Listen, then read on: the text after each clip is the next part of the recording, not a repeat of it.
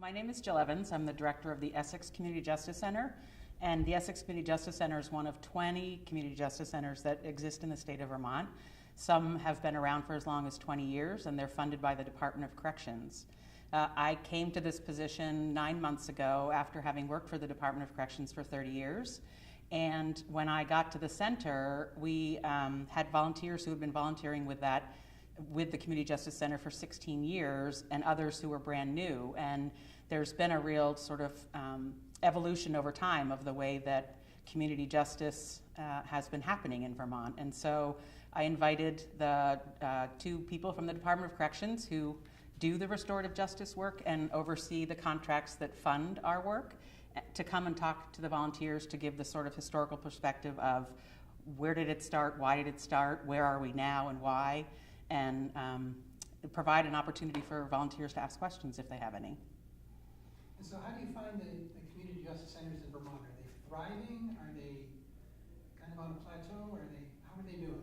Oh, I think they're doing great. I think there's all kinds of growth that's happening. We do restorative justice panels or circles or conferences for cases that come directly to us from law enforcement or from the court or from probation, but we're also doing reentry work with high-risk offenders coming out and into their communities. We're doing circles of support and accountability with some of those offenders, and we're just about to begin doing restorative reintegration circles for offenders coming home from a prison sentence where, essentially it's like community members saying, you've done your time and now you're back in your community and we welcome you back, and how can we help you be successful?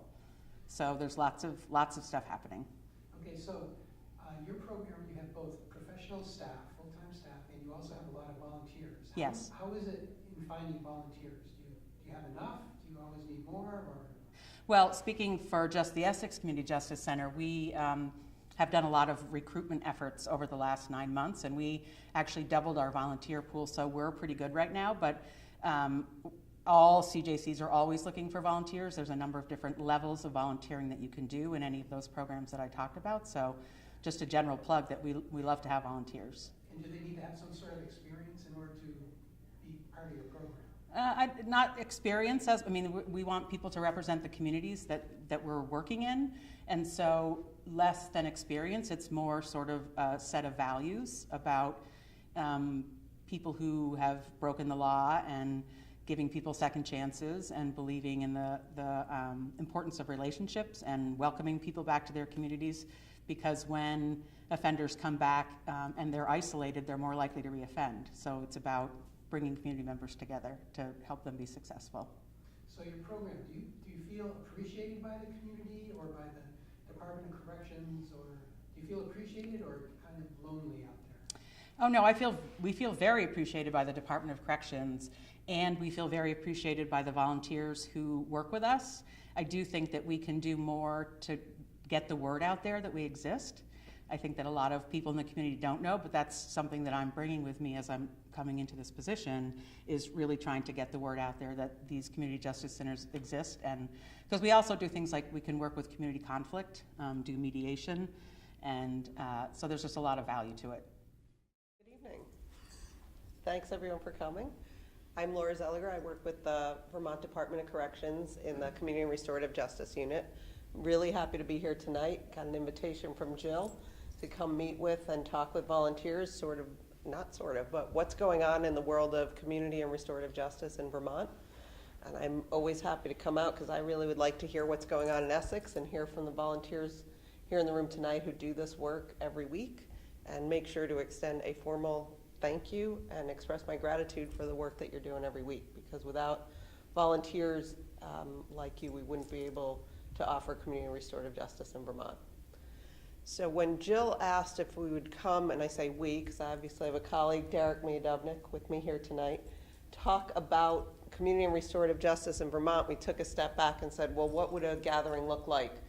Because it wouldn't be all that interesting, I don't think, from my perspective, if we came and just talked at folks about the work at corrections, but if we could engage in a dialogue and really talk to each other about the work you're doing here in Essex. So in that spirit, we put together an agenda that will require participation. I hope that's okay.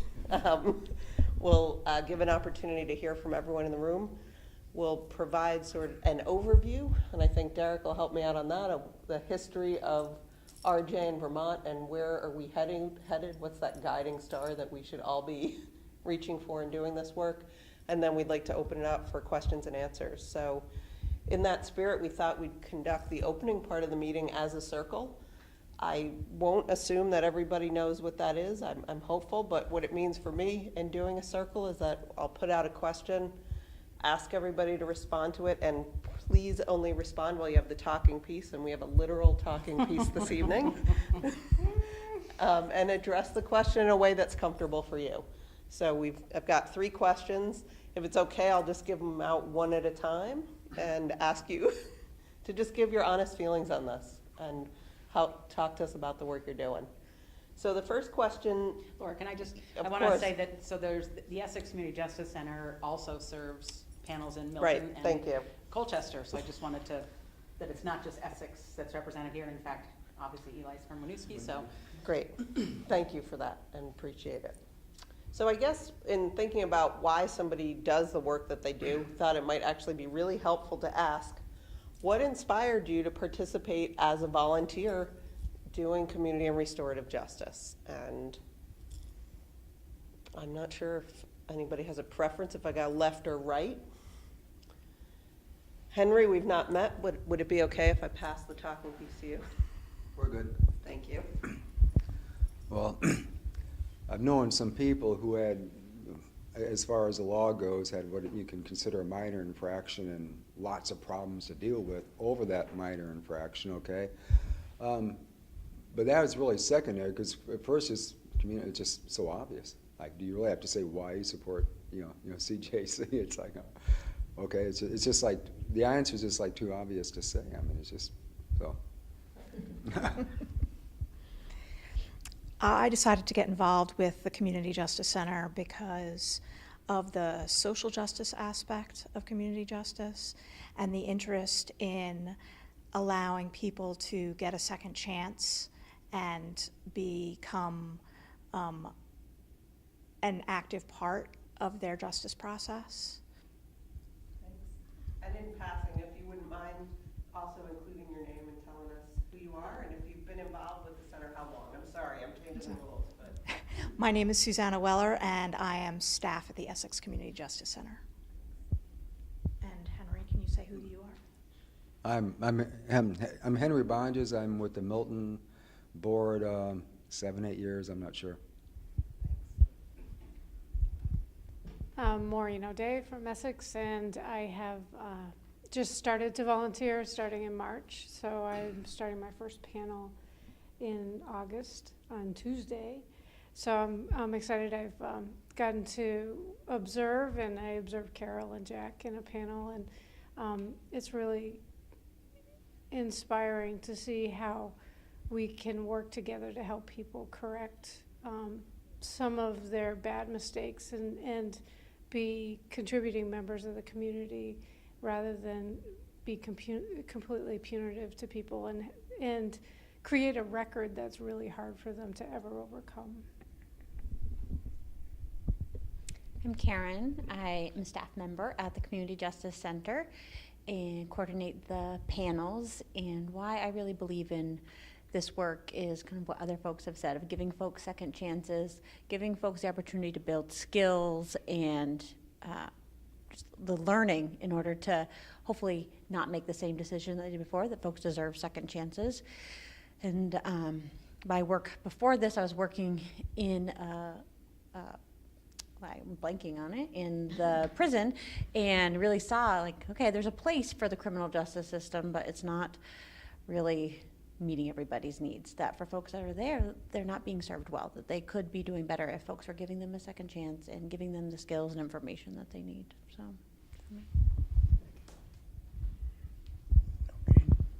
for me. My name's Jack. I'm from Jericho, and I belong to the Essex CJC for about 5 years now. My wife got me interested in it. I was really looking for a volunteer opportunity, that would be more than just a rote kind of thing. I mean, Meals on Wheels is great, but it doesn't require a whole lot of thinking. This requires thinking. I've said it before, I'll say it again. You think a day ahead of time of the panel, you think the day of the panel, you think after the panel. So you get involved. Since I've been involved, I really want to make sure the victim is addressed in this situation. If we can restore as much as possible to the victims, that's what I want to do. Hi, I'm Carol. I'm from Jericho, and this is my home, and I would like to make it a better place. And to just repeat what Jack said, really, I know people who've been victims of crimes and how different they would feel even years later to know that the people who harmed them did what they could to restore the damage. Hello, everybody. My name is Eli Furry. I'm the director of the Winooski Community Justice Center. But before that, I was the reentry coordinator and had the privilege to volunteer on a panel for about 2 years. The reason why I love restorative justice is because it gives you space, it gives you a place to open communication between the person who committed the crime, who broke a social contract, and also the victim who was unfortunately impacted by that offense. It gives the victim more voice and more say into the process, which is, like we've said in different ways, an alternative to a punitive formal court system, and it gives the offender more accountability and to hopefully understand his or her impact on community, not just within themselves, but the ripple effect of their harm into the community. So that's why I keep doing the work. Hi, good evening. I'm Derek Miodevnik. I'm also with the Vermont Department of Corrections. I get the pleasure of working with Laura and our statewide community justice centers and supporting the great work that you all do, and I echo those, that deep appreciation, that thanks. I revisit this question for myself a lot, like what led me to get involved with this? It is my work, so I don't sit here as a volunteer, but I feel really privileged to have work that is first and foremost about supporting the opportunities that allow for community members to really have a direct role in the quality of life and relationships in their community. And I think when I think back now to what led me to this, it was actually a fascination with conflict and conflict resolution. That's kind of how my path that led me into this, alternative dispute resolution. Conflict to me was something that was very frightening and something I was really eager to avoid, just based on just my relationship to it. And I think I wanted to develop the skills to make it a constructive opportunity in relationships. And that process ultimately led me to restorative justice because of the natural, obviously, intersection of how it views crime as a conflict between relationships. So I think I came into it and still stay in it primarily for the kinetic potential that conflict represents and its transformative kind of seeds that restorative justice processes, I think, really water, and when it works well, they blossom into really amazing things that really couldn't have happened without that conflict on some level. That's great. One of the reasons I came to this work is because I worked for the Department of Corrections for 30 years, and it's kind of a setup. People, once they get into the system, it's really hard for a lot of them to get back out of it. And I could really see that. And so I really welcomed the ability to retire and work on the other side of the equation. I do it from a place like Carol and Jack talk about, that it's really, I don't think people don't really understand how the criminal justice process works. And restorative and community justice really provides an opportunity for victims to have connection and support in a way that they choose. If they choose to want it in a way that they don't get when a case goes through the traditional criminal justice system. So I always hold that center to the work, that it's about the harm and repairing the harm. And even if a victim or an affected party doesn't want to come to a panel, somebody's called and said, I'm sorry this happened to you, and here's what we can do, just offer you support, give you referrals, you can come to the panel process at the other end of the continuum. But the other thing that I also think people don't understand is that when people go through the criminal justice system, when Eli said it, you're more accountable, like, they never have to talk about what they did. They get a lawyer, the lawyer does the talking for them, and there are repercussions. They have a record, they have to pay for the lawyer, that kind of thing. But like, for someone to sit in front of their neighbors, their community members, and to really talk about what they did, to talk about how they've come to understand that it affected, the victim, and as Eli said, the ripple effect into other people, like, that's a really transformative opportunity that doesn't happen in the criminal justice system. And so it's much harder for someone to go through a restorative process, but the outcome is so much greater in terms of growth and learning and that kind of thing. So, Thanks. I guess I was drawn into restorative justice work probably on a similar path to many folks in the room. I came to the work through involvement doing mediation and seeing the power of putting folks in a room and saying, this is actually your conflict and your issue, and what can you do to help find resolution? And I think bringing people together in conflict and empowering them to make choices about themselves, to repair harm, and to try to make things right in a way that fits for them, not what an outside third party says fits, drew me in and keeps me coming back every day. So that's what I feel restorative justice is about. It's connections, relationships, and that sense of self-determination in a process that is really about you. I heard a lot of similar themes as the talking piece went around the room. You're here because you're part of the community. You want to give people a second chance. You want people to have voice. You want victims to be invited to be part of the process. You want folks to be held accountable. And I'm going to reframe what I heard you say, Henry, because I've given this as an answer before, and it was sort of like, why not, when somebody asked me, why do I do this? And I felt like that was a little bit of what I heard from you, is why not do it? And I appreciate that.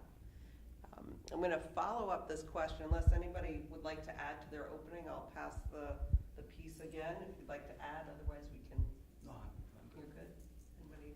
Well, I would, something that Jill said about the victims who choose not to participate.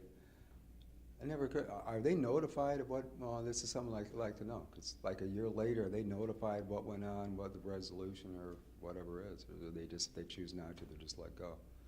And never really. So the people who are directly affected by crime we notify them ahead of the panel and ask them how we can support them and ask them if they want to be involved in the panel in any way. And one of the options we put out to them is, if you don't want to be involved but you want to be kept updated on what happens, we're happy to do that. So there are some people who, after the initial panel meeting, will call them and say whether the person was able to take full responsibility, maybe what was in their panel agreement, et cetera. And then after they've completed the agreement, hopefully completed the agreement, or not, we then we'll call that affected party again and give them an update of what happened and what they seem to be most successful at. Some of the people who have been affected by crime don't even want that. Some people are like, I am so done with this person, I don't want to hear, and that's totally their right. But for those people who want updates, we certainly are happy to give that to them. Thanks. Ask if anyone had a recap or anything else they wanted to add from the first pass.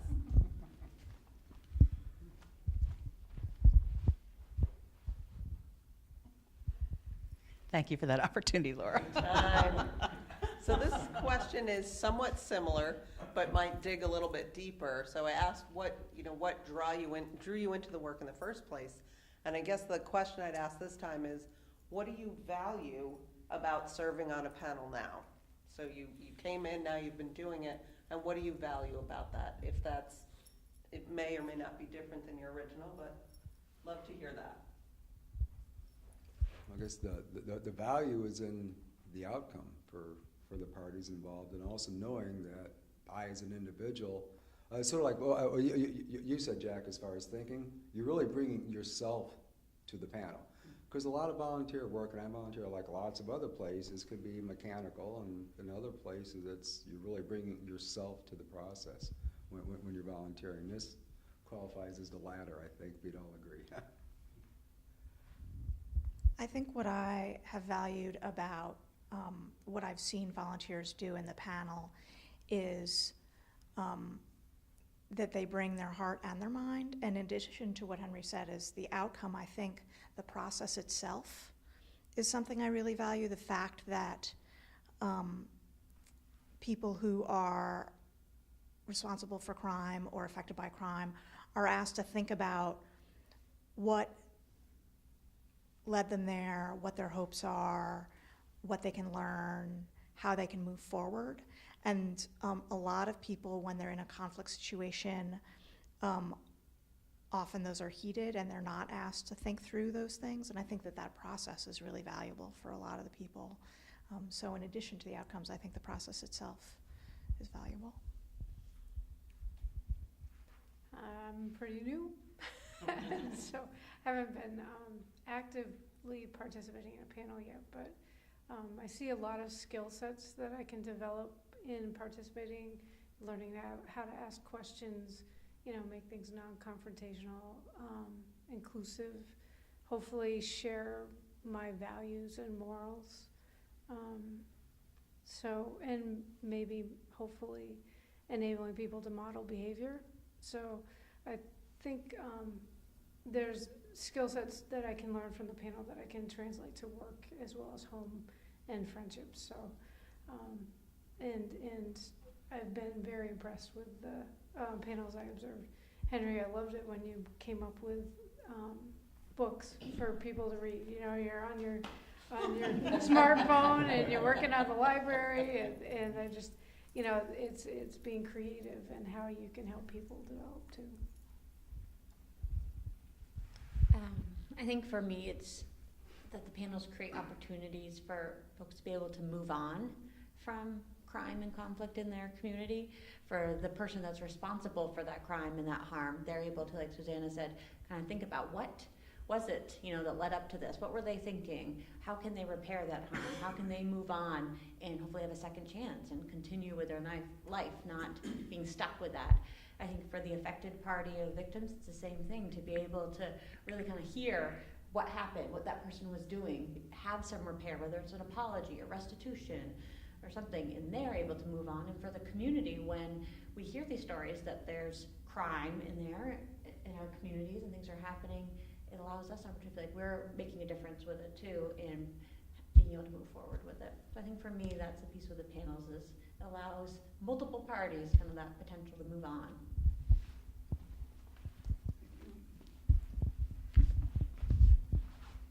Yeah, I guess it's just, you get involved in people's lives. I mean, you live outside yourself for a few days, and you see that you can help other people. Be it a victim or not. I've been doing this for 4 or 5 years now, and I learn something all the time. But one thing about being there 4 or 5 years, I feel I've become fairly competent at what I do, and I like to think that.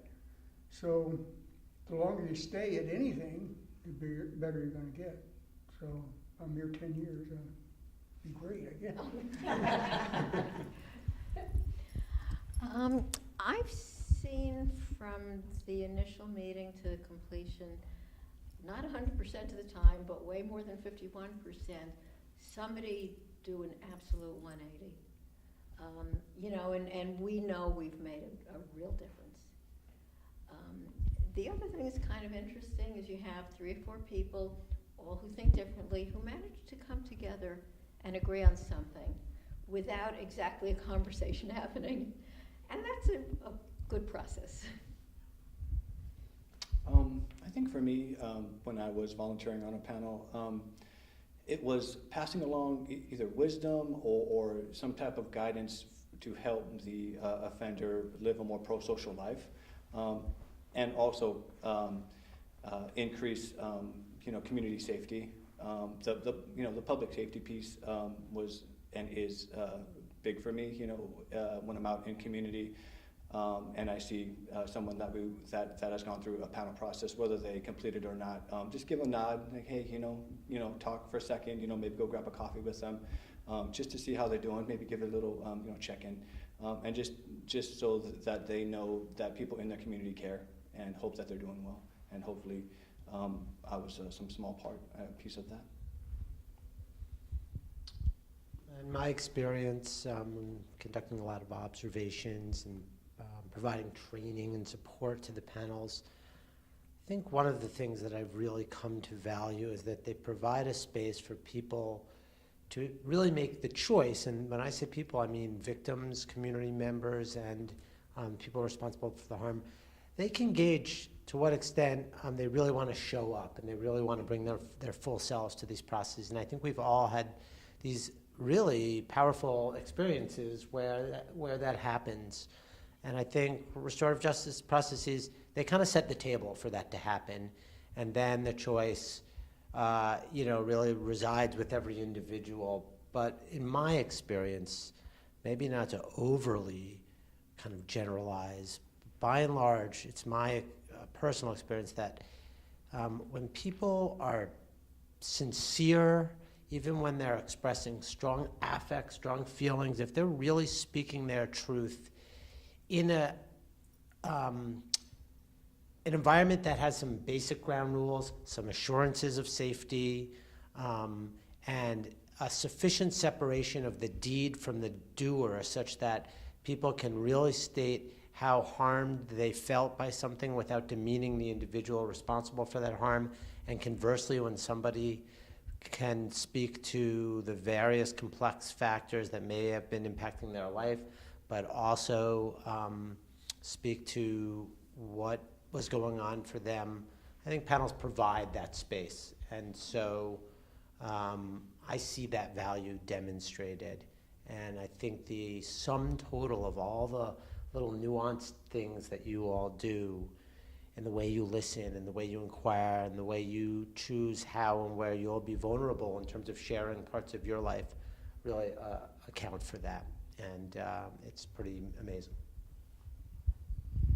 It's hard to have anything to add after all this, but I really value the volunteers and what they bring to it. I mean, it makes such a difference for people to know that people aren't getting paid to do the work that they do, and I don't know that we talk about that enough, but having worked with the criminal justice involved population, they're kind of blown away when it's like, you're not getting paid to do this. But I so appreciate the values that the volunteers bring to their work in terms of like wanting to make a difference in their community.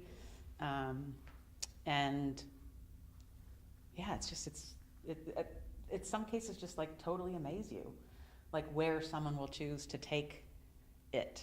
And they come back to that second meeting and it's like, oh my God, like you said, it's like complete 180. So it's a very valuable process. One of the things I value, I sit on a panel in another community, and it's what everyone brings to the table. So whether it's the person who's done harm or the person who's been victimized, having a chance to walk in their shoes for a little while and hear about their world and what brought them to where they are today, it's so much more than somebody did a bad act on one day. And having that space to give people a chance to take responsibility for what they've done and not be identified and labeled by something that they did moving forward and what they can do to make things right. So having the chance to sit in that space and do a lot of listening is really something of value. And every time it's different. There's no such thing as oh, this is going to be a typical. And as soon as a coordinator says this is going to be a typical case, get ready for a ride, because it's not going to be that. So, did anybody want to add? I won't pass unless I see it. Okay. So this is a question a little bit different, and I'm curious where we go with this, but what does a successful panel look like to you?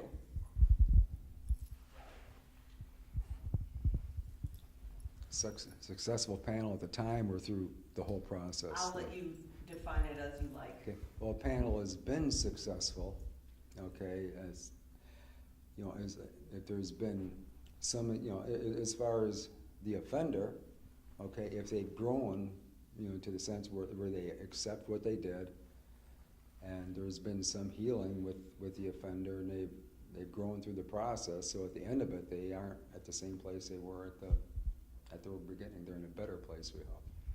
And I think it's been successful. There's so many levels of success. It's a successful panel when everyone in the room is able to stay open and interested and curious about each other. It's a successful panel when the parties that brought the case here, the person who committed the crime and the person affected by crime, learn something about each other. It's a successful panel when someone learns that about how there are ripples to every action, and thinks about not just like, I defaced this property so that property is defaced, but like all the different ways that affects various people in the community, and can think bigger than one little piece. And of course, it's successful if the person who's responsible for crime takes that responsibility and is able to repair harm. Like, that's the end goal we usually count, but there are so many pieces to this. I might have a different answer next month, but I think giving people the opportunity to completely go through the introspection of figuring out why they do things. So, and in the questioning and the getting to know part of the panel, I think it makes people feel safe enough to be able to open up and actually do that thinking and say, you know, in the heat of the moment, this is what I did and this is why I think I did it. And I think that full circle is so important to begin the reparation of harm. Yeah, I would agree with everybody. There's a lot of different pieces to what a successful panel is. I mean, I think there is the ultimate outcome of, was harm repaired? Was there an agreement created, and was it completed? And I think kind of looking before that, it's the step of, was an opportunity or the space provided to allow folks to have that conversation? Because you can come up with an agreement. Any of us can say, okay, this is what the agreement needs to look like, and you know, I'm going to do it because I don't want to have a record. But it's, did everybody have a space where they felt like they could participate in a way that was meaningful for them? For the responsible party, did they feel like somebody was really listening to them, hearing them, believing them, understanding them, while also holding them accountable? And for the affected party, is the same thing. Did they get to participate in a way that is meaningful to them? Either not participating in a statement, having a support person there. What was meaningful and helpful to them? And did everybody have a voice in the process? I think for community members, that's a big piece of it too. Do they really feel like the folks that are in this room are actively participating and being accountable? So I think it's creating that space, and hopefully that results in agreement that repairs the most harm possible. Yeah, I agree with these guys, except I'm not sure I've ever been on a truly successful panel, 100%. Whenever I leave, I think, what else could I have done? Where could we have gone? I mean, could we have pulled this guy out a little bit more? That's why I say you think about it the next day too, because this is just not always successful. No, it's never successful. Never, to my way of thinking. And I really don't know if it has been successful unless I was at the completion meeting and see that fulfilled what I had wanted to happen, or what the panel had wanted to happen. The panel becomes one entity, but yeah, no, it's just, I hope I do see a successful meeting. I think it's successful when we see somebody has changed, has been able to walk away from what they did, knowing that they probably won't do it again. Having said that, I think the first thing you have to have is respect all around. We've had offenders who don't exactly respect the process, and that could never be successful. And unfortunately, we sometimes get people whose mental health is a little shaky. And that really can't quite be successful either. Successful is when somebody isn't going to do it again, is going to live happily ever after, isn't going to look back on this as the worst thing that happened to them. Excuse me. I guess for me, I go back to the person who was most affected. If they feel that the process was a success for them, if their voice was heard, if they had an opportunity to speak their truth, then that's basically what I go by. And if there isn't a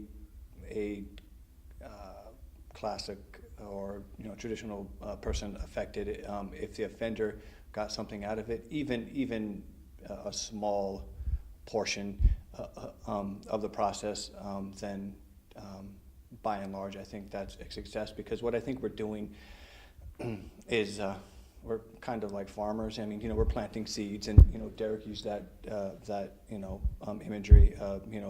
Great.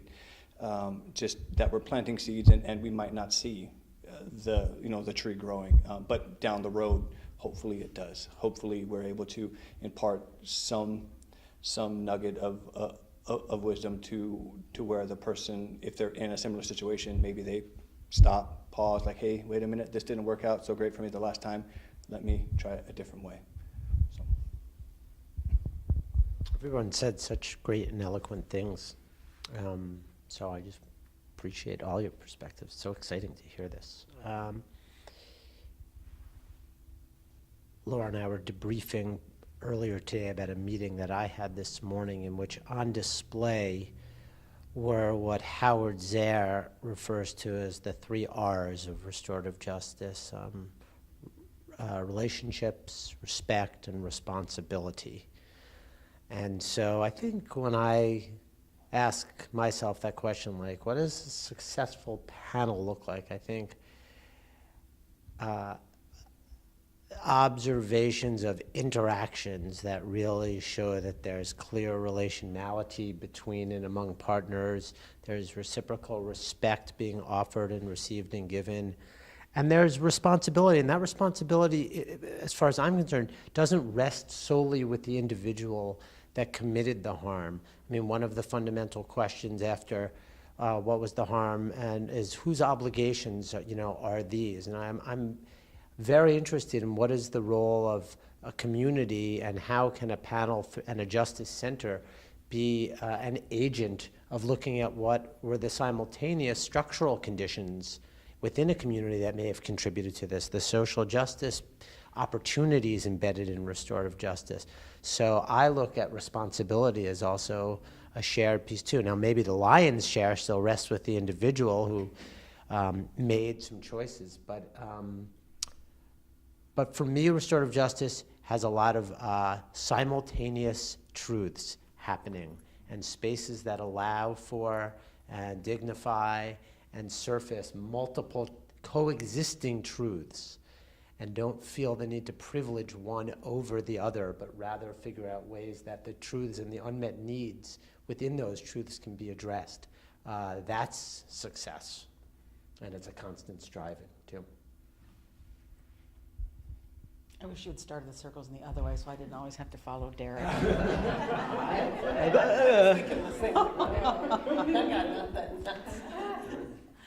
I guess on top of what everybody else has already said,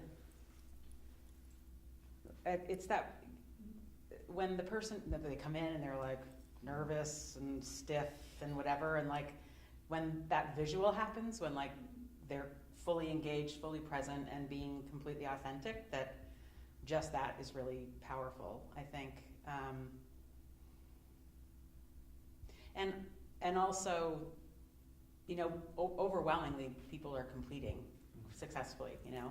We're just looking at our data from the last year, that none of us have been here for the whole year, so it's interesting to look at the data, but I think it's like what you were saying, it's the unconditional respect and regard that volunteers hold, that it's really successful when even if the person isn't gonna succeed, that there's no judgment. It's not like, you know, we're all here to support you and to give you what you need to get through this process, but we're also not like, if you don't make it through, then no judgment, you know, and I don't think a lot of the people that we see have really experienced that kind of unconditional regard and respect, and so it feels like a really valuable panel to me when you can really feel that.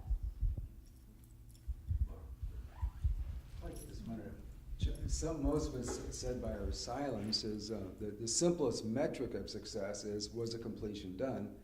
And I, for one, I think a lot of us here would actually say that's actually the least incidental measure too.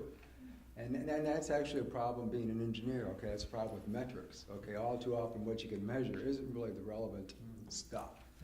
So maybe, like after the panels, maybe we should come up with a rating system of like 5 or 6 aspects of the panel, okay? Engagement, intensity, and stuff. Because we've all had a couple panels where they're going to give all the right answers, and they're going to go through, and you know, they'll be back, okay? And you know they didn't grow at all from it, but hey, they completed.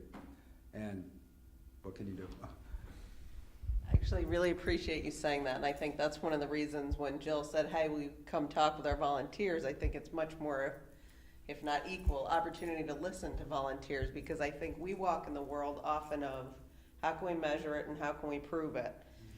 So we're in that balancing act all the time, and yet we know that the value and the success that comes through the restorative justice work is sort of the magic that happens in the room, or doesn't happen in the room, whatever that is. And yeah, we can tell you at the end of the day, or at the end of the year, how many panels were held across the state, and we'll get a number that tells us how many of those were successful completions, and that probably is defined as completed their agreements. But it doesn't tell us the story of what's really happening and what's really valuable about restorative justice and what's really valuable about the community being in partnership with the Department of Corrections, because this is not something DOC can do in its formal environment without the contribution of volunteers. I mean, it can't and wouldn't happen. So, and we hold that really close all the time. So while we are charged with giving those numbers, there's so much more to it than that. So appreciate that. So shall I give another pass on this question? Okay. So segueing in our meeting, although I'm really liking this dynamic, but I'll put Derek on the spot again for a little bit, but maybe you can shape it however you want. Yeah, it's about the kind of the history. Where have we been and where are we going? Like, what's this guiding star that we could all look towards as we practice this restorative work? Polaris. Yeah. So, you know, I think the panels in the Justice Centers grew out of kind of an unmet need of the public's, which was that they wanted involvement. They wanted efficacy and voice in things that mattered on a local level, and they really became a function of kind of participatory democracy as it relates to the conflict caused by crime. And it's the origins of this were in a market research survey process that the Department of Corrections and our former commissioner sort of had the vision and the foresight to ask communities, what do you want from us? It was very clear at this point in the mid to late 80s that the public was not particularly enamored with what they felt like the quality of the services, or at least the outcomes associated with the people under correction supervision. And they took this kind of interesting approach of looking at, well, what do? We do probation and we do prisons to sort of, you know, deconstruct it. And those are kind of our two main services. And if we were a private sector company marketing our products, we'd ask people what they wanted out of these things. These are the things that we do. And that's not to say we can't do them better. And so they conducted a survey process that yielded some powerful themes, which was people wanted to be involved with low-level incidents of harm. The communities wanted to really have probation have meaning. And with folks who were incarcerated, they wanted them to come out better than when they went into prison. They understood the value of public safety and separating people, but not insofar as that when they come back out, they're no better for it. So those have been sort of, in terms of the where we've been, that really gave rise to what was originally conceived of as reparative probation. And I think what we saw there was that a fundamental interaction that originally was reserved for people on probation has now had value increasingly to deflect people out of the Department of Corrections. So if from a trending perspective, the justice centers and that panel capacity, which you all are, has really, on a statewide level, as we look back, really enabled many, many folks to not even have to be placed on probation, not consume the unnecessary resources and entanglements that are often associated with correctional supervision for folks who ultimately are probably more likely to self-correct. And if they can be held accountable in a meaningful way and have an opportunity to clean up that mess, then chances are they can kind of move on. So I think from a systemic, like adaptive response place, that's something that's really powerful, that community justice in Vermont has been an engine and will continue to be, to diminish our reliance on institutional resources for low-level folks. And what that's done then, and hopefully will continue to do, is make some more space on our collective plate, so to speak, for this reentry work. How can community justice centers continue and expand upon their capacity to really promote either reintegration or, frankly, integration on some level? We throw around that term reintegration, but I think what we see when we get up and close and personal with the stories of these individuals, and now I'm talking about the kind of folks that might be a core member in a COSA, that they're experiencing, just as you said, Jill, unconditional support for really the first time. Like, that is an unknown thing, and that's, you know, that's a human right from my perspective. That is sadly an unmet one. And so, you know, I think we're really interested at the Department of Corrections in constantly working with justice centers, allowing centers through the citizens and the advisory boards and the great staff to innovate, to look at what responses can the communities surface and test drive. That's how COSAs kind of got their start here. It was several justice centers saying, hey, these folks up in Canada are doing this thing that could make sense for us. And expand along the dominant corrections paradigm is one that looks at the risks and needs and the degree and the dosage of response to those. And I think that there is an analogous way in which community non-professional relationships can mirror that construct of, okay, here's somebody who's coming back, and they in fact have some semblance of some social support and a place to live, and so it's not a four-alarm fire, but you know, there's still a social contract that can be really enhanced here through maybe a restorative reintegration panel.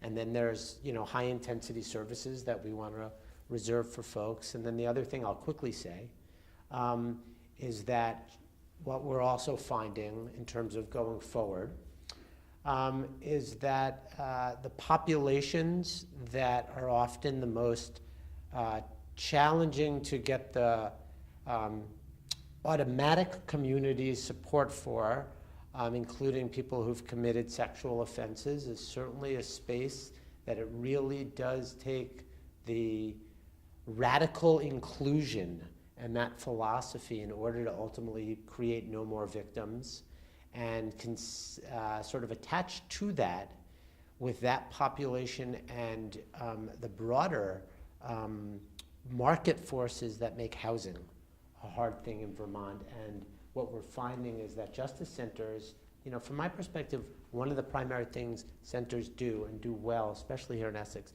is you create social capital.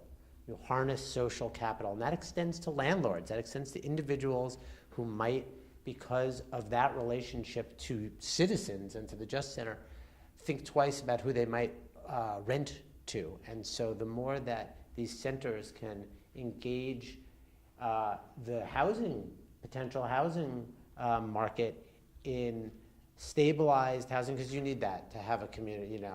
The original reentry grant that we have was called a job and a place to live, and those are basics. So when I look out, I look at Justice Centers as engines of innovation built on restorative principles and pragmatic opportunities that allow us to engage people in those transformational processes that at the heart is still non-professional citizens showing up and saying, hey, I really care about this community. I have the self-dignity and and dignify you enough to have the same expectations of you as a community member than anybody else. I'm not going to hold you to a lesser standard or a higher standard. I hope that makes some sense. I think it does, and I think I'm gonna go on the fly a little, switch things up, because I'm really enjoying this dialogue with folks, and maybe if this is okay, Jill, if we're going where you want. One of the things that I hope that you can talk about, because I was partly removed from it, but so it started that there were probation officers that recruited volunteers and that the reparative boards happened, and I'm curious to know when and how that shifted to removing it from probation and looking to communities to do that work, and sort of your thoughts about the difference between community justice and now the language is community and restorative justice and that sort of thing. Do you want to talk to the turnover, I think? Yeah, so originally the department responded to this public marketing process and picked up on these things and said, we could really retool probation to have a community component, thus became these reparative boards, as they were originally termed. And as you rightly pointed out, Jill, those were still functions of local probation and parole offices. And in fact, the first thing that the department did was to create a new designation or a new specialty within the what we call the probation officer level position, and at least one individual at each office became had a restorative justice kind of specialty, and they were responsible for convening the early boards. And I think the thinking at that time was that that's a great initial step, but the extent to which we can now devolve the authority associated with corrections, with probation officers, really the fundamental interaction that's happening there is with community members. So this should be housed in community spaces. This should take place outside the institution of the Department of Corrections, and that became the construct of community justice centers. And we were fortunate at the time to be receiving federal grant dollars with which to pilot community justice centers through a request for proposals process that originally went out to municipalities. And those got enough traction such that ultimately we were able to grow their numbers, transition to state-supported general fund, and, as you rightly pointed out, really convert through resourcing centers and building new ones, any existing boards that were still being administered by the probation officers, say, really, this should now be a function purely of these arm's-length partnerships with community justice centers. So that process happened over a number of years. Some of Milton was probably one of the later boards ultimately to come under the fold of a community justice center. Shelburne, tucked in under South Burlington. Those were some of the later ones, and this probably takes us to about 4 years ago or something like that. So that took time because we needed to resource the justice centers on a staffing level, hopefully commensurate with your ability to do that. But that's really been kind of the next iteration of making this a partnership with the state, but really guided by the local communities. I think what would be really helpful, if I think that addressed, did that give you the answer? You also asked a little bit more about what's this evolution been between community justice and now the sites around the state are being really clear about incorporating the word restorative justice and restorative practice into their work. And I think that's been an evolution in the field in general. And I'll speak a little bit. I wasn't here at the time, so I'm going on what I've heard. In the early days of reparative boards, even before they were part of CJCs, it was conducted in a way that was very scripted. Restorative justice as a field is really very new, still in its infancy. And there was an approach to conducting boards in a way that was very linear, scripted, with the expectation that there'd be very particular outcomes. And I think as restorative justice as a field has grown and evolved, that's wound its way into our centers. So now we have restorative justice centers who have maybe changed a little bit from the board even to a panel to now into doing circles. And our take from this is what's important and where the field has gone is to really ensure that the processes at all the centers are embracing those underlying values and principles of restorative justice. One of the primary ones being that we're here walking with people, that it's not coming before a group of your peers who are not that far removed from a jury telling you what to do, but let's talk about it and let's collectively come up with a plan that is going to ensure that you're able to repair the harm, and that's inclusive of victims, and that really is drawn on together and done with one another. And I think that's the way I'm seeing the field evolving a little bit. And it's really great to see all the innovation happening at sites around the state. Hey, we'd like to experiment a little bit and tweak our process. And I think from the department standpoint, go forth and do it. You're coming from a place where you've adopted those principles. The expectations are the same. You're thinking crime is we're not looking at it through the lens of crime is against the state, but it's against an individual. And what do we do here in this community? How do we respond when individuals are harmed? And what's our role in community members in helping articulate what that harm was? And I think it's not a direct line, but I think that's how the field in general has been evolving. And I think we're really happy to see that. And that lends itself perfectly into this reentry world or reintegration, whatever we want to say. We're asking community justice centers to help us develop or help locally. How can you create a process or something that somebody coming out can feel welcome back into their community? They've already done their time and now they're coming home. And how can we help you be successful moving forward? And what restorative approach can we use to do that? And there's lots of different pilots, if you will, going on around the state. But if it's sticking to the values of restorative justice, I think it's been wonderful to watch happen. So I hope that answers. And what I would love to do, if it's okay with you, is flip this around and say, who's got questions? And how can we, how can we sort of collectively or individually address those questions? Does that, all right. I'm going to send it to Carol, and then Thank you very much. we'll go out a formal circle just to make sure everybody gets their voice, or we can stay. I don't want to. Oh, do we want to do formal circle? Is that better? You go. Okay. I'm still a little bit lost. What's a specific example of reparative versus a specific example of restorative? Because from what you've described, even though we were called the rep board, then it changed to the rep panel, and they didn't want to change two words at once, so it stayed the rep panel. I don't understand the difference.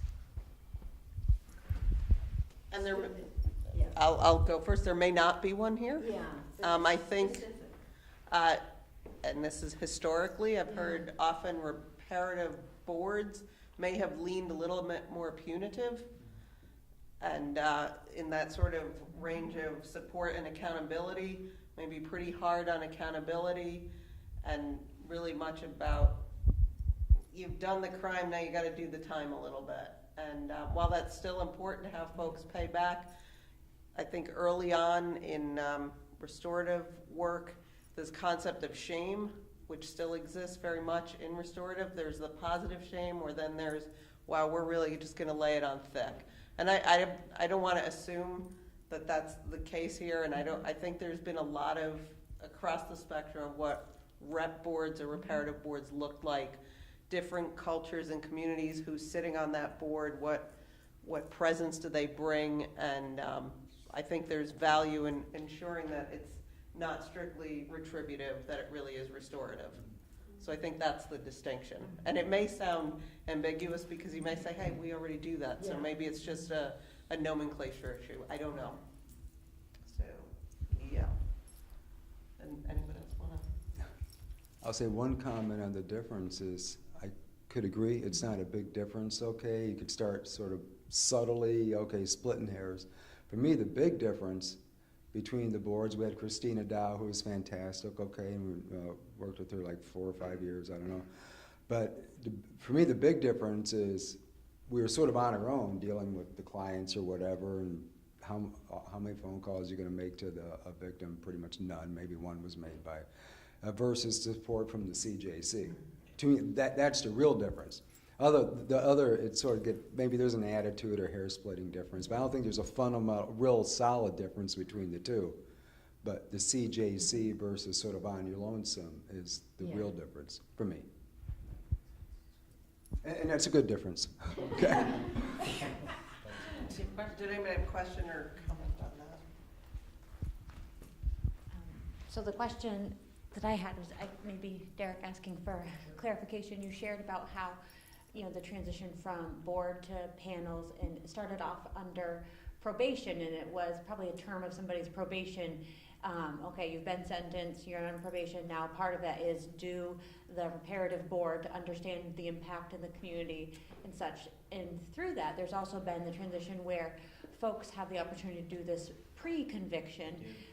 So I'd be curious to hear a little bit more of that history of how that has transitioned and how that's being addressed just throughout Vermont, because I think sometimes, this is just, I'm not saying anybody here, but just in talking with even my friends and family about that, there's can be kind of a thinking like, well, how? That's not, how are you holding people responsible? They're getting away with it, and so I'd be curious just how that evolved. What was community support for that, and what is kind of DOC's take on that? Yeah. There's a lot for you. Sure. So, I'd say like so many things, the way that's evolved has just been a function of local experience, trust, and relationships. And so that's looked and continues to look differently in different places. And other kind of considerations and forces that local law enforcement and prosecutors have to consider. So, and we've been really fortunate here in Chittenden County that the state's attorney for the county, T.J. Donovan, of course, has been a long-standing champion and advocate of taking at least a restorative approach and allowing the community to, hold somebody meaningfully accountable and give those individuals an opportunity to make good on that before engaging what could otherwise be unnecessary resources, in part because he's got a busy office, and the more resources he can devote prosecutorially, if that's a word and I said it correctly, that's another way that we can ensure public safety. It's really grown along the lines of just the process beginning as local police have been invited in as affected parties or the arresting officers, getting the credibility to the point where I think local police chiefs and state's attorneys have increasingly developed the confidence in it. As a matter of fact, the original construct of the reparative boards was that they would serve in lieu of probation, but the confidence on behalf of the legal system was not there. That was a little too much of a stretch originally. Too big of a bite. Too big, but now that's where we've arrived. So it's been because of what you all do and this process making sense. And then there was a great study done by Gail Burford and 2 other colleagues that looked at comparative recidivism rates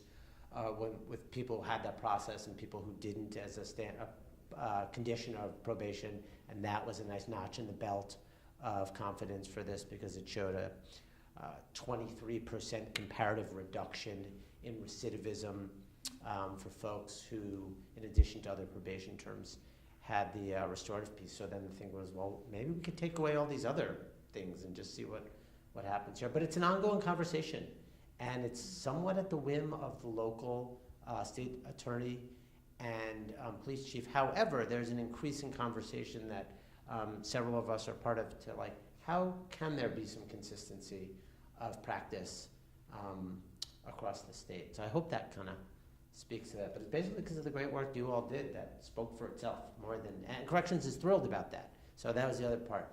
Yeah, we want to see numbers of people who are being held accountable by the community justice centers increase, but who are not on a probationary status, because that to us says that, you know, again, they're not necessarily, then if those folks aren't successful, maybe now it's time that they need the added structure and support of supervision. But why, you know, why heap stuff on folks that it's going to potentially complicate things for, not only for them, but for us as community members too. Mm-hmm. Yeah. And I was going to say, you can tell them that they're not getting away with it. Like, it's much harder to go through this process. And I also, one more thing about the reparative boards. For me, you know, we talk about the traditional criminal justice system saying what happened, who did it, and what do we do to them. For me, the rep board became what happened, who did it, and what should we have them do. Mm-hmm. And what a restorative justice panel is, what Laura's talking about, that really walking with somebody. So what was the conflict, who was harmed, who has an obligation to repair the harm, and we're going to help you think about how you can do that. So that, for me, that's sort of like the distinction, is that it's fully moving away from the traditional questions and really creating that space. Who else has a question? Please. The reality can be very different. And to get into something specific, there was somebody who didn't show up, okay? But this was part of his probation. He and a friend of his had met a woman somewhere on the autistic spectrum, told her for $1,500 he'd be her boyfriend, bilked her out of a lot of money, and it was her credit card and her mother's credit card. How do I work with this guy? I mean, the words are wonderful, but they don't necessarily, and for better or worse, he didn't show up. But I can't. So that raises a lot of questions. One of them being, who's coming to a panel, how are they getting there, and what sorts of conversations are we having before they come to the table? Because I think one thing we can all be clear on is that a restorative justice panel is not for everyone. And if somebody is coming who has special needs, limitations, needs advocacy, any number of questions, I think the benefit of coming through a CJC and tapping into a skilled staff who are able to sort of do prep before a panel, and I don't know if when this happened, and it could is that somebody's doing that intake, somebody's talking with the person who's been referred here. I mean, truly what happens is sometimes out of not knowing where else to send a case, they say, well, let's try restorative justice. There's nowhere, there is not, sadly, a good fit for many people who get trapped in the criminal justice system for any number of reasons. And they say, well, maybe it'll do no harm. Maybe there's something they can do. And I think that's one of the things that we really value about our partnerships with our CJCs is the emphasis and time they spend with intake, connecting folks coming to their center to other parties who might be able to either advocate for them or support their needs, and also being able to say, not now, not at this time, it's really not a great process here, and we're really sorry, but it's not always a great fit. So, yeah. I think that can be particularly true with some of the reparative probation cases, because they've already gone through an adversarial court process. And then the court is suggesting that, okay, now let's do something restorative, and so that's a whole different setup than being really close in time to the harm that was done. and having an immediate sort of response. And yet I think that in those cases, if all we can do is provide support to the affected party, give them information, they might not even know that the person was placed on probation, like, then that to me is a success. And not everybody is going to take responsibility, but I think the walking with is not like agreeing with them or condoning what they did. It's more like, I'm not going to judge you. I'm going to respect you as an individual. You can learn from your mistakes. You deserve a second chance. I'm here sort of to walk with you like through these steps of the process. And if you complete it, great. And if you don't complete it, I'm not, it's not like I'm not going to like do something judgmental and shaming, You look like. Please, Sorry.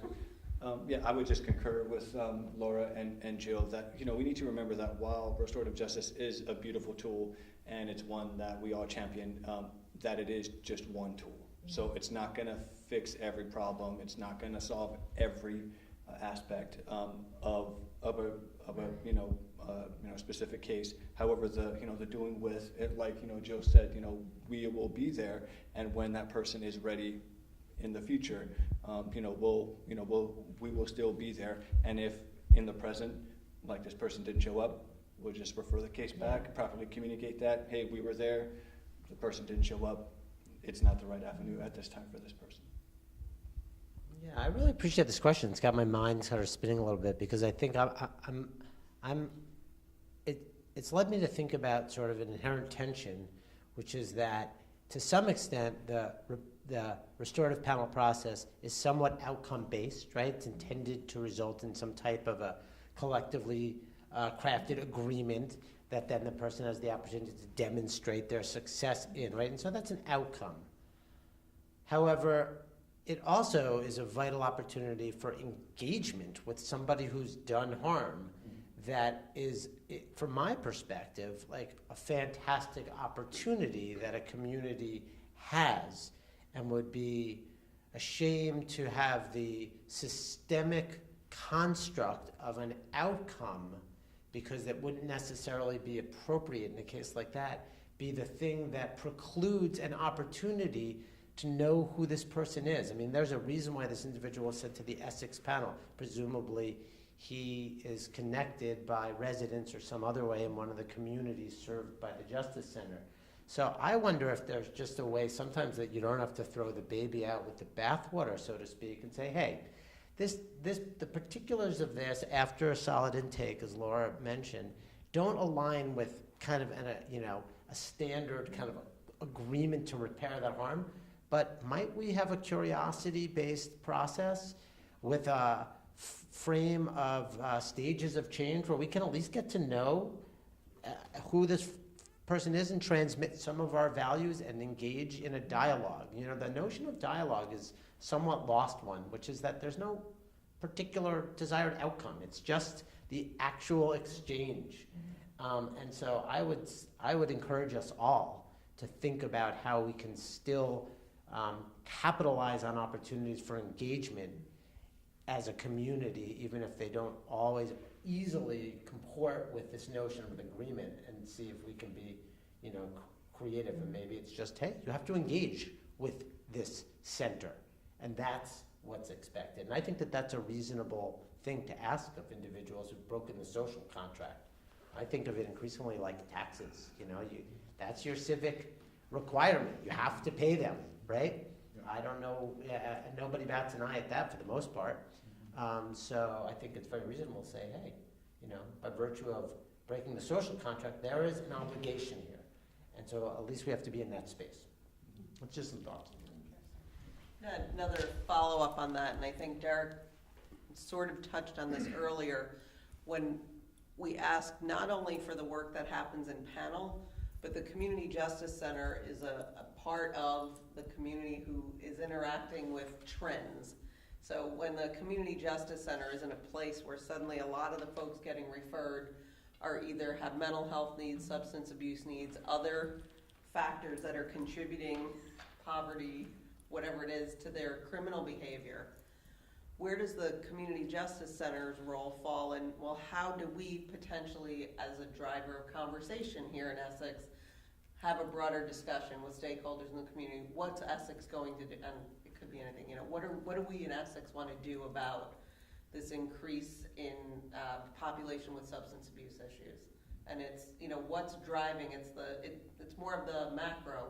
Who's coming through our doors? What are we serving?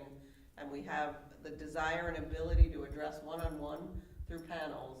And what can we do as a community, a collective of community members, now that we're becoming aware of these larger societal issues? What can we do about that?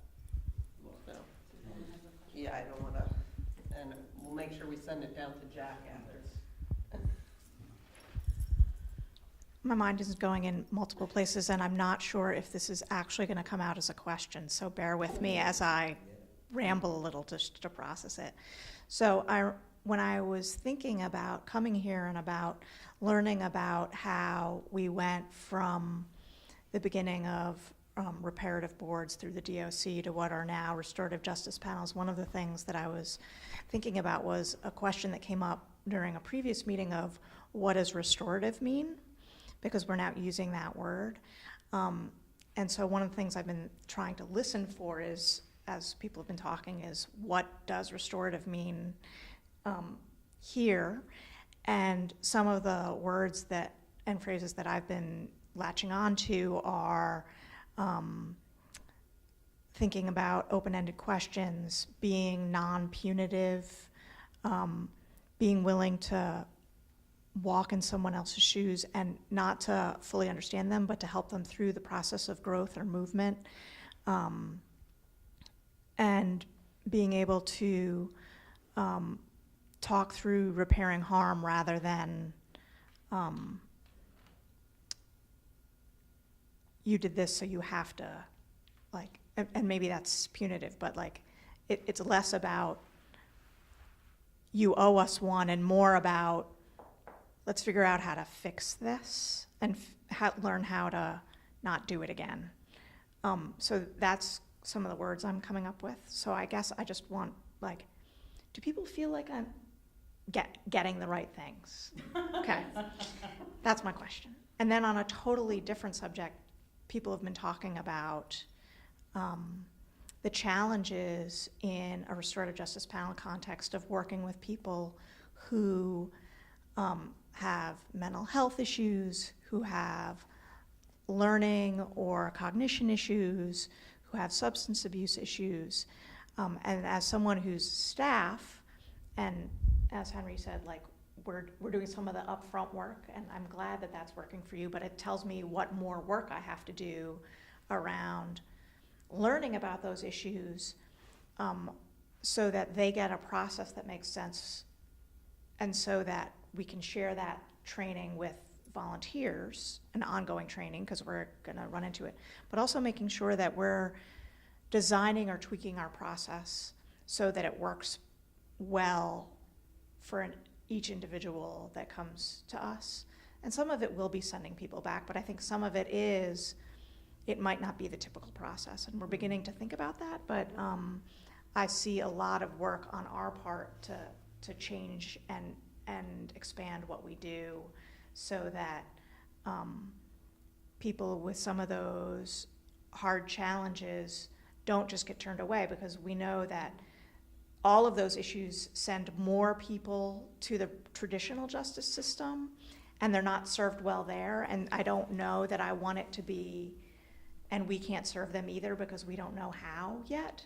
So I'm taking it as a challenge to learn how. And that wasn't a question. You warned us, though. We knew it. Yeah. Still a good statement. Okay.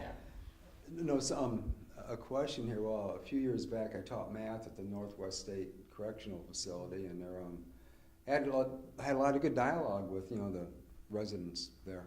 And is there a program where the inmates can participate in a restorative justice, maybe get early probation, but then because they could benefit from all the healing, restorative effects, so when they get out, they feel, I don't know if there is such a program or not. Just hearing all the benefits of it and having experienced it, it just seemed, I didn't know, just asking. Who wants that one? So, there are a few things department-wide that are available, some driven exclusively from the victim perspective. So there is the option for victim-offender dialogue, which would involve, as I said, completely driven by victims who may have an interest in maybe talking with their offender at some point about the harm that they've caused them. There's also, through the Victim Services Unit, the opportunity for offenders to write letters of apology that don't necessarily then get mailed out to the victim, but there's a bank held by our Victim Services Unit called an Apology Letter Bank. Are there RJ panels and processes running in our correctional facilities right now? Presently, no. That's sort of, hey, what if we could? I mean, I think that's something we consider and think about regularly, but at the present time, it's not operational. Anyone else want to? I'll just tack on to that. I that's an area that I hope we do make some gains. And as I think about it, and I think about sometimes how we talk about restorative justice and programs, I think the way that Laura conducted a circle process, that's like the heart of a lot of restorative processes. I mean, if you think about all these values we've surfaced in terms of people being respected and being able to speak their truths, and peacemaking circles are not a new idea. And they can be used to discuss anything in which people's opinions about something that matters to them are being elicited can be handled. So I see no reason why living unit meetings in which maybe some new thing is being introduced or some opportunity for the residents to share their thoughts about something couldn't be handled that way. And that's something that I hope that we can, next time we have a gathering like this, report some progress on. So I appreciate that. So we're not meeting again for a really long time? Is that what you're trying to tell us? Put a fire on this. Yeah. Okay, when I was trained 4 years ago for the reparative board, I don't believe I was trained to make it a punitive thing. I don't think that. I was never told that. We were trying to repair the harm done to the victims. That was the first thing. Now, what I'm hearing here, and it doesn't seem to be the first thing to consider. The first thing to consider from what I'm hearing is the offender. How do you repair the harm to him? And I'm sure we have to be retrained in that. But again, to me, the most important thing is to repair the harm to the victim. But that hasn't been the focus here. The focus has been, I think, how to we approach the offender. I don't know if I've got a question, but I'm not sure a circle process like this could work with a new person every week. Because they just don't know how to deal with that. I think you have to have a panel that is led by somebody and directs it for an hour. I think what Henry was asking. Do you need the mic? I don't know if No, I can. yeah, I think I'm good. Apparently you are. We can pass it back. No. I mean, I think I really like what Derek is saying about like just creating a space for dialogue, because dialogue is inclusive of anyone who's sitting in the room. That those opportunities don't exist for people who are in prison, and that there are ways. So we have restorative justice panels to respond to conflict. There are ways to use circle processes or restorative processes that are not about conflict. They're about building a sense of community. They're about valuing everybody's voice. They're about leveling the playing field. And I think what Henry is saying is if there were those opportunities where people that are coming out of prison like have a voice, somebody who cares what they have to say, like if those were sort of made institutional in our practice, that it would improve their success when they got out. Yeah, no, to start understanding their relationship. I think I heard some of what you were saying, and I hope that in our message it wasn't lost that repairing harm to victim and holding the victim in the center of all our processes is still one of the, if not the primary driving factor, one of the factors behind our restorative work. And I think what we've seen in some of, and so I hope that wasn't lost, because that is still the intent behind this. I think what we've seen is some community justice centers around the state have tried operating their panels in a different way and saying, well, what if we did it this way? And some have had success with circle processes and enjoy it, and that's how they conduct their process. And I think what we're starting to experience is it's not one size fits all, that there's a restorative approach to bringing to, as Jill said, a conflict. And in some places, if it ain't broke, don't fix it. But I'd ask you to be bold and adventurous and take a leap and try, because you don't know. And it certainly takes, wow, I've been doing it this way, I'm getting good results, and that's great. And wow, what if we tweaked it a little bit? And we're not here to say you have to do that or you must do this. Just we're seeing centers really have some interesting outcomes by changing their process and making it accessible in different ways for different parties, which I think I heard Susanna say a little bit. For many, sitting in a room following a very linear process doesn't work with how they see the world, and that it feels very one-sided, and it feels like there's a lot of people here sitting in judgment on me, even if that's not what the panelists are doing, and that others really benefit from having a process done slightly differently. So I think that's where I'm coming from, and I think everyone else is.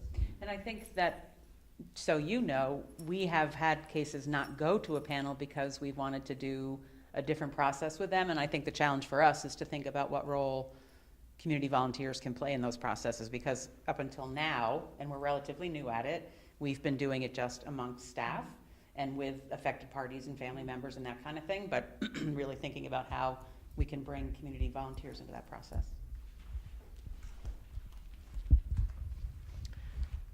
And I just want to say I appreciate your thought too with it, Jack, because I think for Suzanne and I, we probably go through it on a daily basis of, we're interacting with the responsible party, the offenders, for most of our day. And it's like, okay, this is all about those that are affected by the crime. And the thought process that I use is we're trying to repair the harm that's caused, and the person that most times is most accountable for it is the person that was responsible, the offender.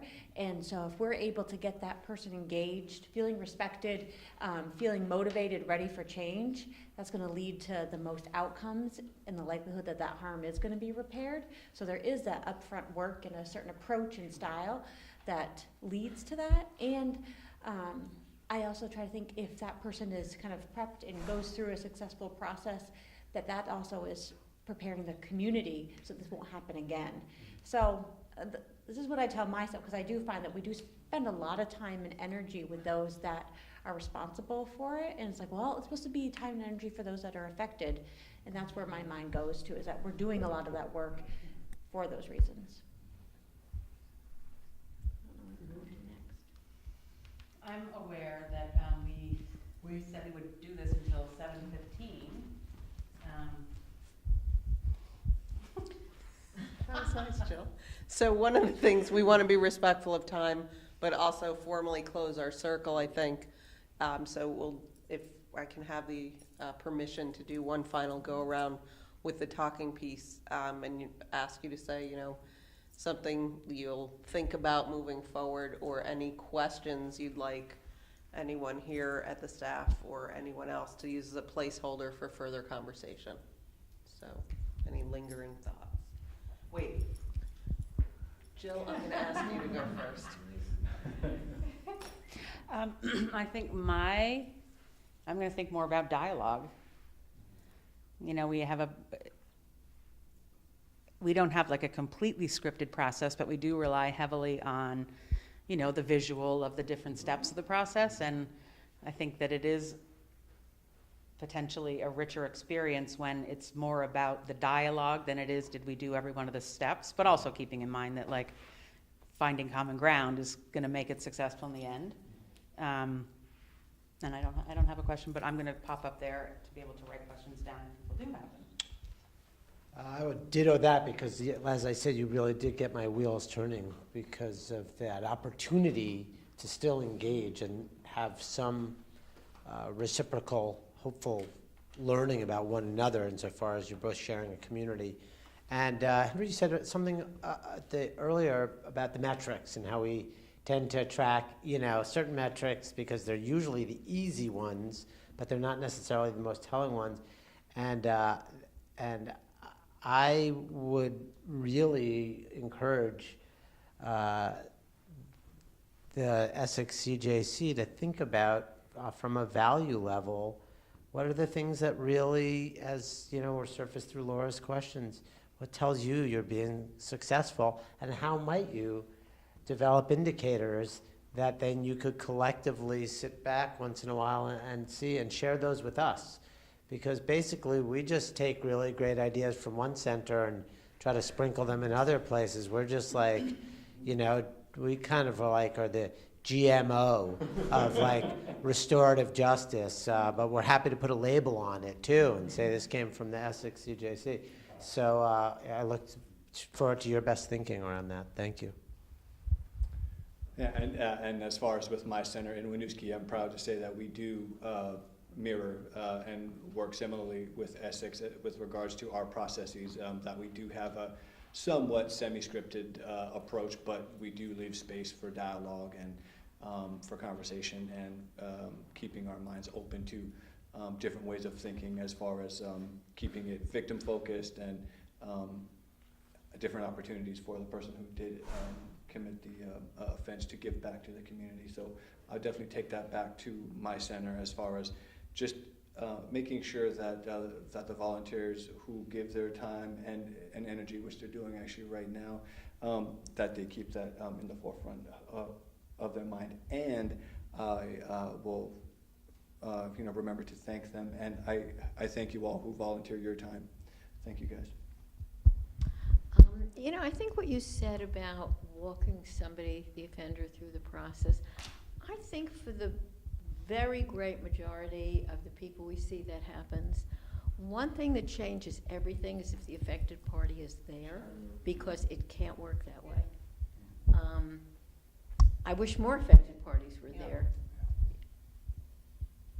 So it's kind of partly true and partly not so true. I really appreciate you. I'm going to go out of circle, and Jill, if you would capture this as sort of a future topic, which was what happens when affected parties do come. Yeah. Because that's, I don't think that gets talked about enough, because so often they're not there, and then it's like, ooh, now what? Yeah.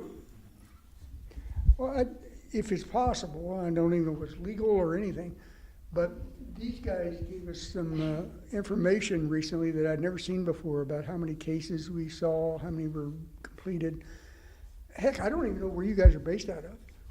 I mean, Montpelier or wherever, I don't know.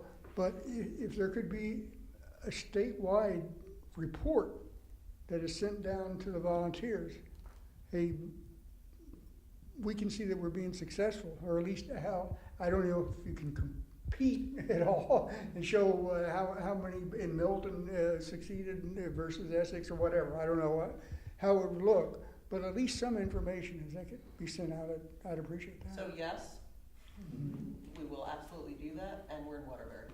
Good. I'm sorry. We do, but if there's, we certainly, in hearing that request, can be responsive. We're right now in the process of gathering 2016 data, or FY 2016.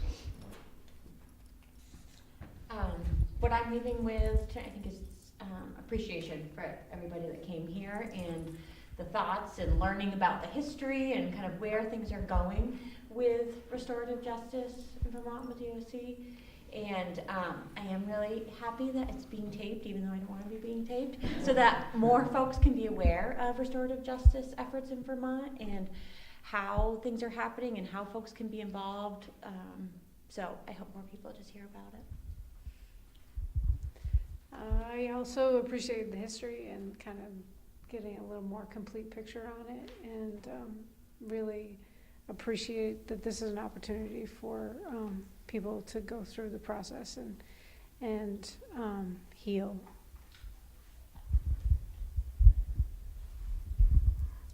I'm delighted that we had DOC here to help us understand the history, but I feel like a ton of my learning was listening to the questions of and the comments of the volunteers, because as someone who wants to be supportive of our volunteers and who totally thinks the volunteers are what makes our world go round, like I want to be a support to that team, and it tells me where people are at and how I can learn and grow in support of those folks. So.